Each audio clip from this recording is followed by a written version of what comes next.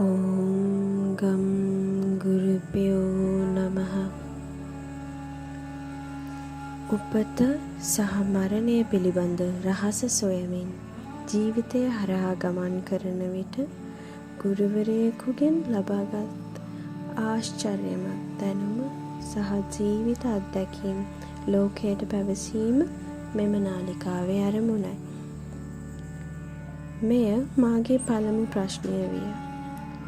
අපට උපත සහ මරණය ඇත්තේ ඇයි? එය කුමක් සඳහාද? ගුරුවරයා මෙසේ පැවසීය.